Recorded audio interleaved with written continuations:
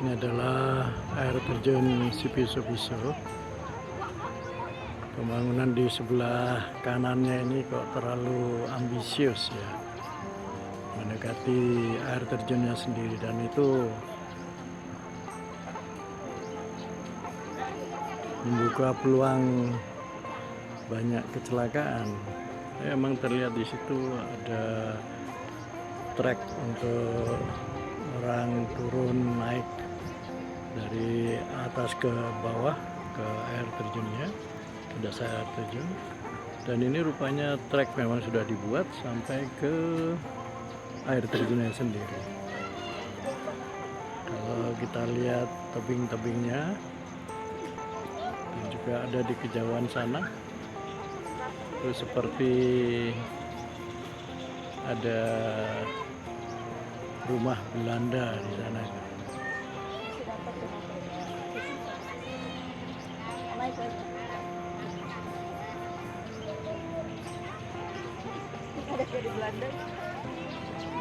Cukup menarik. Dan ini air terjunnya tunggal, berbeda dengan air terjun di Cinulang yang ganda. Entah berapa meter ini air terjun ini.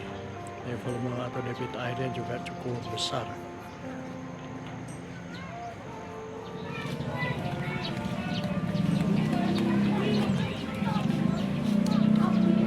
Perjalanan menuju titik di mana air terjun ini bisa terlihat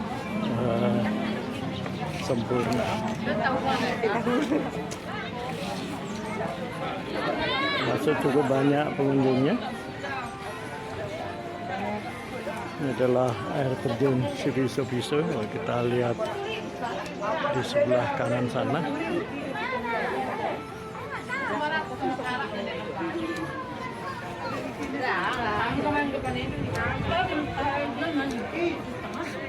Kita lihat air terjunnya lebih panjang di sini dan sampai ke bagian dasarnya. Jadi kalau dihitung kira-kira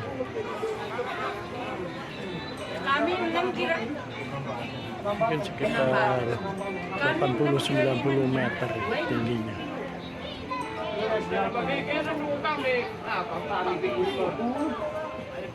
Wah, ini juga termasuk air terjun Ngebul. Dan kita bisa melihat air, percikan air juga naik kembali ke atas, seperti hanya di Curug Ngebul.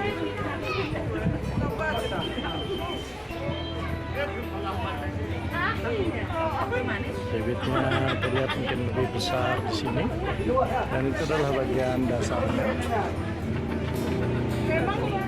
Di mana-mana daerah wisata ini pasti meninggalkan jejak-jejak sampah ini. Entah kemudian akan dibersihkan atau tidak. Dan ini adalah pemandangan yang bisa kita lihat di air terjun Sipiso-Piso. Tebingnya cukup tinggi, dan kalau dilihat di bagian bawahnya, ini juga bisa dikatakan Curug Ngebul, karena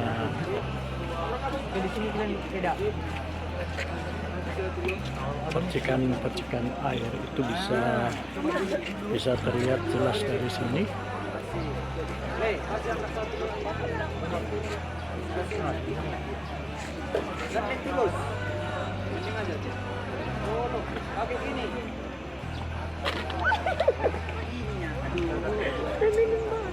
Dan ini adalah trek angin ke bawah. Dan ini trek terjun jadi lebih dekat.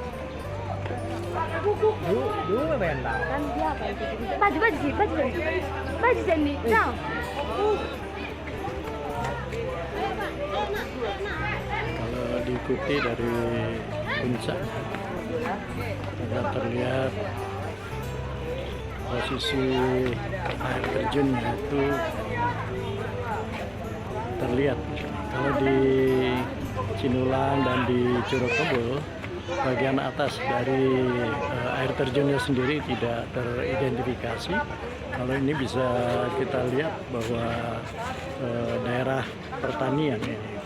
Kemudian ada pembangunan gedung.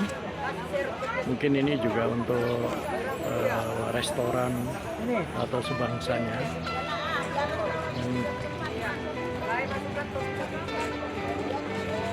Ada juga lihat trek dari belakang ini. Ini trek yang sudah umum lihatnya. Banyak yang turun ke bawah ke trek yang paling dekat dengan air terjun ini. Tidak diketahui apakah di dasar air terjun itu juga bisa dikunjungi. Jadi kalau dilihat di sini percikan air itu percikan air ini itu sangat tinggi. Jadi air yang kembali dipercikkan ke samping-sampingnya itu menjadi lebih tinggi dibandingkan Curug Ngebul. Dan ini jauh ngebul dibandingkan dengan Curug Ngebul sendiri. Mungkin ketinggiannya sama saja, tapi volume airnya lebih besar, dan juga air yang kemudian kembali ke atas, terbang kembali ke atas, ibarat ngebulnya itu sudah lebih tinggi dibandingkan Curug Ngebul.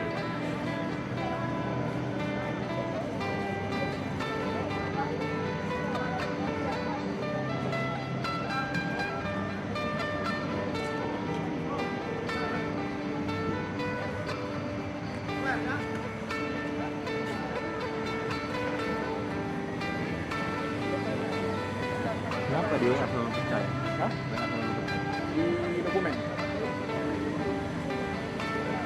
Dokumen ada. Langsung pakai aja tuh. Hadi itu ada Hadi. Kalau dilihat air terjun ini seperti Kalau balik kayak nggak sih? lapis Kalau panggil berlapis. diri sendiri. Ini Ya kan? adalah bagian atas dari sumber airnya sendiri. Entah dari mana nih sumber airnya. Dan kalau kita lihat di sini air terjunnya berlapis-lapis sampai akhirnya dia membentur dasar dari curugnya atau air terjunnya. Nah, kita lihat di sini bahwa air atau percikan air ini jauh lebih tinggi dibandingkan dengan Curug Ngebul yang ada di Cianjur Selatan. Mungkin karena debit airnya juga lebih besar, di samping juga ketinggiannya mungkin lebih tinggi. Dan ini memang betul-betul tampak ngebul.